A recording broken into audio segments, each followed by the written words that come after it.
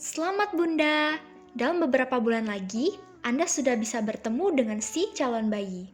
Trimester ketiga merupakan akhir dari masa kehamilan yang cukup menantang bagi fisik dan emosional ibu hamil. Ada aja perubahan yang terjadi pada ibu dan si kecil. Mau tahu apa aja? Yuk simak video ini. Video ini dibawakan oleh Faustin, Galuh, Wahyu, Monica, dan Novitasari. Perubahan anatomi dan adaptasi fisiologi. Perubahan anatomi dan adaptasi fisiologi pada ibu hamil sebagian besar sudah terjadi segera setelah fertilisasi dan terus berlanjut selama kehamilan. Dan perubahan ini juga merupakan respon terhadap janin. Perubahan anatomi dan adaptasi fisiologi sistem reproduksi. Pada trimester ketiga, yaitu lebih dari 28 minggu, pergerakan janin dapat diobservasi dan badannya dapat diraba. Terjadi penurunan janin ke bagian bawah rahim yang disebabkan oleh melunaknya jaringan-jaringan dasar panggul bersamaan dengan gerakan yang baik dari otot rahim dan kedudukan bagian bawah rahim. Perubahan anatomi dan adaptasi fisiologis payudara. Payudara bertambah besar sebagai persiapan untuk pemberian nutrisi pada bayi setelah lahir. Puting susu dan areola menjadi lebih berpigmen, dan pada akhir bulan ke-6, sekresi prakolostrum yang cair, jernih, dan kental dapat dikeluarkan dari puting susu. Selama trimester ketiga, kolostrum dapat dikeluarkan dari puting susu. Perubahan anatomi dan adaptasi fisiologi sistem pencernaan. Lambung dan usus tergeser oleh uterus yang membesar seiring dengan meningkatnya usia kehamilan. Faktor hormonal mempengaruhi pengosongan lambung, dan waktu transit di usus halus menjadi lebih lambat. Nyeri ulu hati sering terjadi yang disebabkan oleh refleks asam lambung. Gusi mudah berdarah dan cedera ringan akibat sikat gigi, dan bisa terjadi hemoroid karena konstipasi dan peningkatan tekanan pada vena-vena di bawah uterus yang membesar. Perubahan anatomi dan adaptasi fisiologi sistem muskuloskeletal. Perubahan postur dan cara berjalan pada wanita hamil yang disebabkan peningkatan berat badan, panggul miring ke depan, dan terjadi penurunan tonus otot perut sehingga struktur ligamentum dan otot tulang belakang bagian tengah dan bawah mendapat tekanan berat yang dapat menimbulkan rasa tidak nyaman. Perubahan anatomi dan adaptasi fisiologi sistem pernafasan. Respon terhadap percepatan laju metabolisme dan peningkatan kebutuhan oksigen jaringan uterus dan payudara adalah peningkatan kebutuhan oksigen ibu. Peningkatan kadar estrogen menyebabkan ligamen pada kerangka iga berrelaksasi sehingga ekspansi rongga dada meningkat. Semakin tua usia kehamilan dan seiring pembesaran uterus ke rongga perut, maka pernafasan dada menggantikan pernafasan perut. Oke nih, sekarang kita bakal masuk ke materi beberapa permasalahan yang dialami ibu hamil pada trimester yang ketiga dan cara-cara untuk menanganinya. Permasalahan pertama yang sering ditemui pada ibu hamil trimester yang ketiga yaitu adalah anemia. Mungkin dari kita udah sering banget ya mendengar penyakit ini. Terus apa sih pentingnya pada ibu hamil? Ternyata anemia itu merupakan salah satu sebab kematian ibu hamil. Jadi anemia ini sangat penting. Terus gimana sih orang dapat dikatakan mengalami anemia? Jadi seorang dikatakan anemia saat kadar Hb-nya itu lebih rendah daripada kadar Hb atau hemoglobin orang normal. Untuk ibu hamil sendiri, kadar Hb normal itu lebih dari 11 gram per desiliter. Jadi kalau kadar Hb-nya lebih rendah dari itu, seorang ibu hamil dikatakan anemia. Anemia ini banyak banget penyebabnya. Yang pertama, kekurangan sel darah merah. Yang kedua, kekurangan zat besi sebagai pembentuk hemoglobin itu sendiri. Yang ketiga, karena penyakit kronik nih yang dialami seorang ibu seperti gagal ginjal kronik, peradangan usus, lupus, dan lainnya. Yang keempat, kekurangan vitamin B12 yang juga sebagai pembentuk eritrosit. Yang kelima, mengalami infeksi. Yang keenam, adanya pengaruh obat-obatan seperti ibu yang mengalami kemoterapi, meminum antikonvulsi dan kontrasepsi. Dan yang terakhir adalah karena genetik atau bawaan, seperti seorang ibu yang mengidap hemoglobinopati, thalassemia, dan Fanconi anemia. Lalu, apa aja sih dampak yang mungkin akan dialami oleh janin dan oleh ibu yang mengalami anemia ini?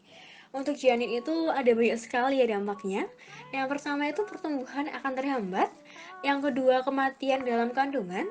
Yang ketiga ada abortus. Yang keempat cacat bawaan. Yang kelima itu BBLR atau berat badan lahir yang rendah karena pertumbuhannya terhambat tadi, serta anemia. Untuk ibu sendiri dapat meningkatkan risiko morbiditas atau angka kesakitan dan mortalitas atau angka kematian. Lalu, apa aja sih faktor yang akan mempengaruhi penyakit ini? Di sini tercantum 9 faktor ya. Yang pertama itu kecukupan makanan. Jadi untuk ibu-ibu yang makanannya terjaga sehingga asupan makronutrien seperti karbohidrat, protein, lemak, dan mikronutrien itu terjaga, dapat menurunkan risiko terjadinya anemia maupun dapat memperbaiki ibu yang sudah mengalami anemia sebelumnya.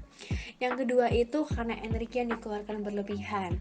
Hal ini berhubungan nih sama faktor yang ketiga yaitu budaya di masyarakat, di mana ibu itu memiliki peran yang sangat banyak di keluarga sehingga mudah untuk capek, serta ibu itu terbiasa makan di akhir, yang lebih memprioritaskan suami serta anggota keluarga yang lain.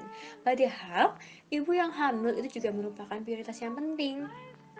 Selain itu, anggapan di masyarakat kita yang salah, yang menganggap penyakit pada wanita itu merupakan hal yang wajar, itu juga perlu untuk dibenahi. Yang keempat, karena rendahnya pengetahuan atau pendidikan. Beberapa literatur mengatakan bahwa pendidikan yang tinggi pada ibu hamil itu akan mempengaruhi kecukupan makanannya, di mana semakin tinggi pendidikan, maka kemampuan untuk mencukupi makanannya juga akan semakin baik. Yang kelima itu karena rendahnya akses ke pelayanan kesehatan karena ekonomi sehingga tidak dapat mengakses biaya pengobatan yang tinggi, maupun karena faktor geografis sehingga sulit untuk mengakses layanan kesehatan yang jauh. Yang keenam karena pantangan makan nih di masyarakat yang menganggap bahwa kalau kita terlalu banyak makan maka bayi akan besar, padahal bayi yang besar itu juga merupakan masa pertumbuhannya. Yang ketujuh karena jarak kehamilan. Di sini ibu yang hamilnya terlalu dekat dengan kehamilan sebelumnya akan meningkatkan risiko anemia. Yang kedelapan adalah umur kehamilan, di mana seorang ibu yang hamil di atas 35 tahun itu akan meningkatkan risiko anemia karena fungsi-fungsi organnya itu sudah menurun. Yang kesembilan karena konsumsi obat-obatan, alkohol, rokok, dan kopi. Untuk penanganan anemia dapat dilakukan dengan beberapa cara seperti yang pertama ialah pemberian suplemen tablet besi. Pemberian suplemen ini diharapkan efektif oleh pemerintah karena tablet besi ini cukup mudah didapatkan dan memiliki harga yang terjangkau. Tablet besi ini juga tidak hanya mengandung zat besi yang padat, tapi juga mengandung asam folat sehingga selain mencegah anemia zat besi, dapat digunakan juga untuk menanggulangi anemia kekurangan asam folat. Selain itu, edukasi asupan gizi gizi dan pola makan gizi seimbang juga diperlukan karena dengan diberikannya edukasi diharapkan ibu hamil trimester 3 ini dapat mengatur intake makanan yang bertujuan untuk mencegah maupun memperbaiki keadaan anemia. Zat gizi seperti besi dan asam folat dapat dikonsumsi melalui protein hewani, sayuran, buah-buahan hijau dan merah segar maupun makanan fortifikasi. Selain itu, apabila meminum asupan suplemen besi ini, tetap diperlukan zat gizi-gizi lain. Sehingga pola makan gizi seimbang diperlukan dalam membantu absorpsi dari zat besi dan asam folat tadi.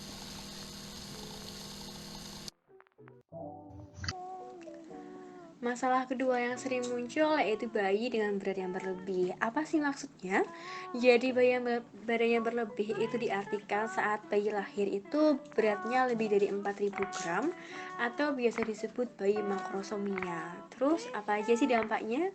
Jadi kondisi ini berdampak pada peningkatan morbiditas atau angka kesakitan serta mortalitas atau kematian. Lalu apa aja sih hal-hal yang mempengaruhi kondisi ini?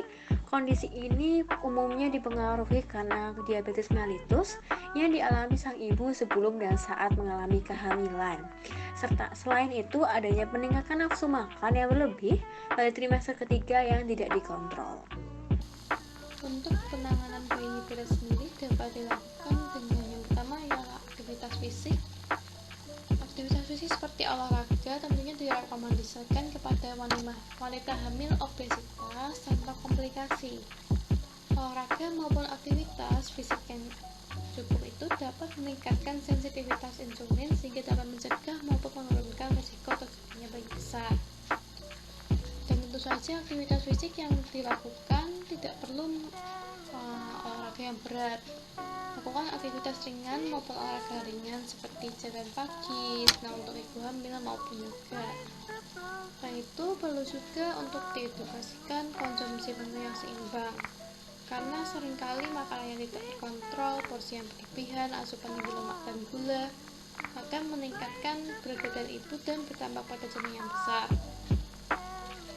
Oleh karena itu, terdapat beberapa hal yang perlu diperhatikan dalam konsumsi makanan bagi ibu hamil, seperti kebutuhan energi yang bertambah, protein yang tinggi untuk bayi dan sel darah merah, makanan tinggi vitamin dan mineral, tinggi serat untuk memberikan rasa kenyang, mengurangi gula, garam, makanan berlemak dan berbumbu tajam, karbohidrat cukup, porsi tidak berlebihan, mengurangi dan tidak mengonsumsi kopi serta teh, dan memperbanyak konsumsi air putih. Tentu saja beberapa hal tersebut perlu diperhatikan dalam pembuatan menu rekomendasi untuk ibu hamil yang seimbang. Masalah yang ketiga yang sering dialami yaitu adalah sembelit. Mungkin dari kita udah sering banget ya mengalami permasalahan ini, dan ternyata ada 21,8% ibu hamil itu mengalami konstipasi pada trimester yang ketiganya. Hal ini dikarenakan saat mengalami kehamilan, tubuh itu akan cenderung menahan cairan sehingga feses itu menjadi kering dan keras yang akan mengakibatkan sembelit itu sendiri. Dan sembelit ini yang tidak dikelola dengan baik itu akan mengakibatkan komplikasi yang serius. Contohnya yaitu inkontinensia atau pengeluaran urin tanpa disadari, kerusakan usus, peradangan hemoroid, serta fisura anus atau adanya luka pada bagian anus. Lalu apa aja sih hal yang akan berdampak pada kondisi ini? Di sini ada beberapa hal nih yang akan memperburuk masalah ini. Yang pertama, ibu hamil itu cenderung untuk mengurangi aktivitas fisiknya.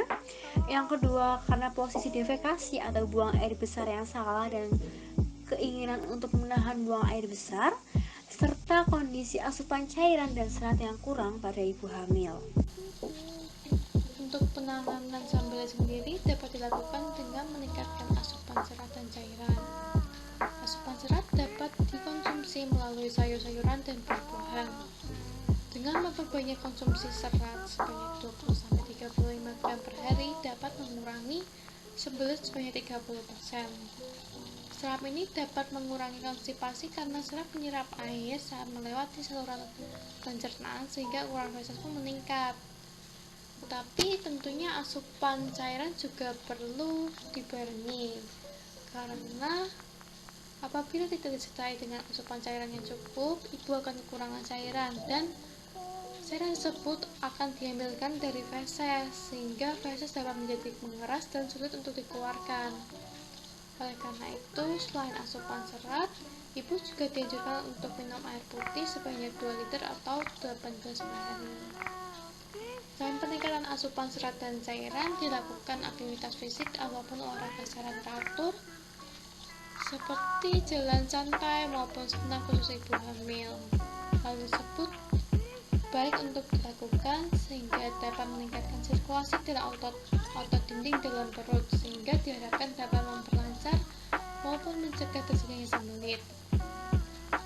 Selain itu, obat pencehat tidak dianjurkan untuk dikonsumsi oleh ibu hamil karena dikhawatirkan terjadinya dehidrasi atau ketidakseimbangan elektrolit pada ibu hamil.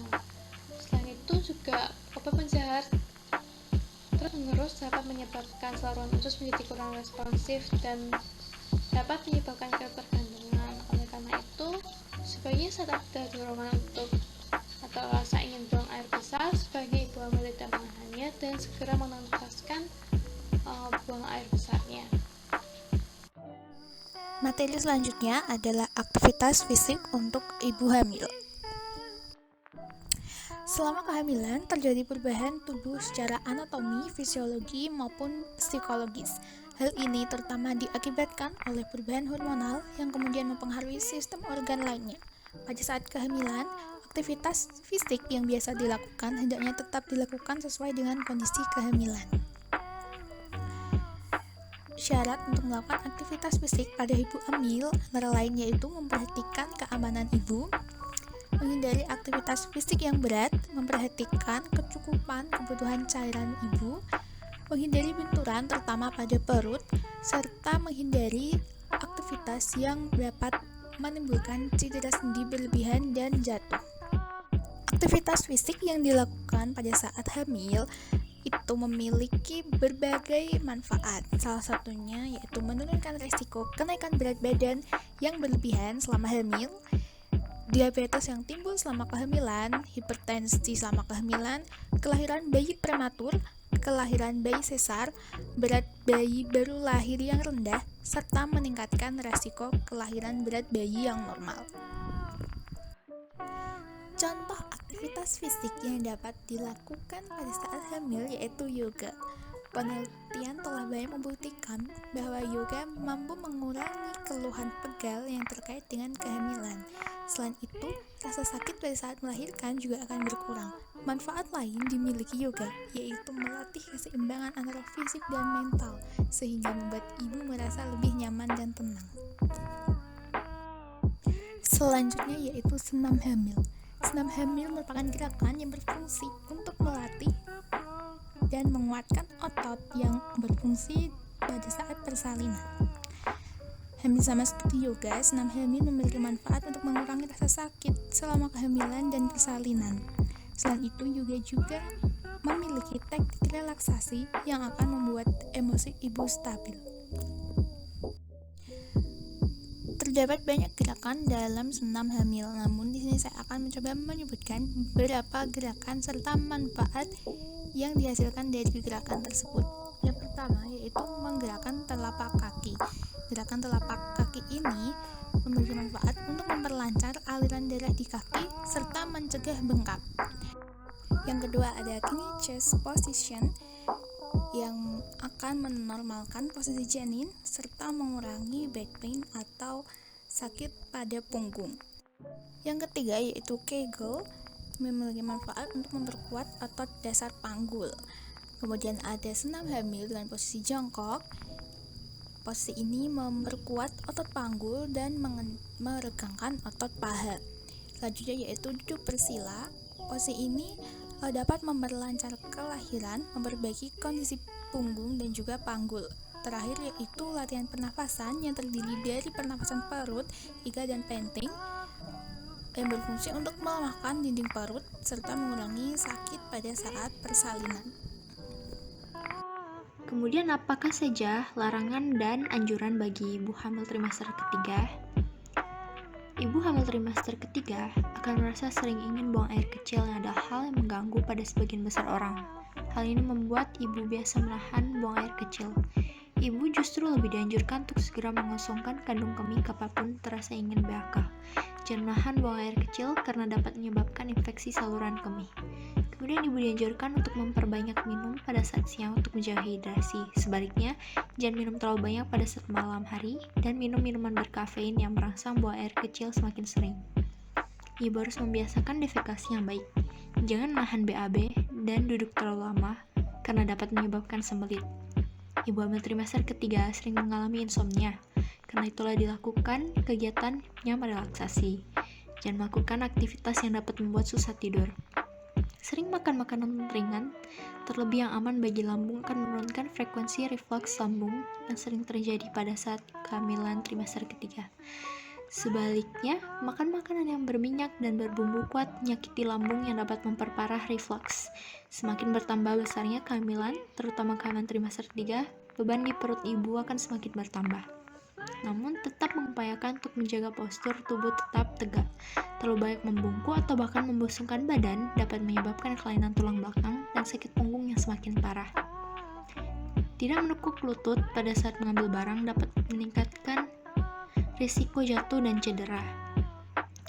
Dan meskipun sedang hamil, makanan yang diasup tetap jangan melebihi batas. Ibu harus mengonsultasikan gizinya untuk menghindari penambahan berat badan yang berlebihan. Makan berlebih wajib dihindari untuk mengurangi risiko komplikasi melahirkan akibat berat badan berlebih. Rutin berolahraga juga wajib dilakukan, terutama yang berkaitan dengan olahraga khusus kehamilan dan melahirkan untuk mempermudah proses melahirkan. Karena itulah jangan malas beraktivitas, walau hanya melakukan aktivitas yang ringan saja. Cukup sampai di sini dulu ya Bunda. Terima kasih sudah mendengarkan sampai akhir. Semoga video ini bermanfaat dan sampai jumpa.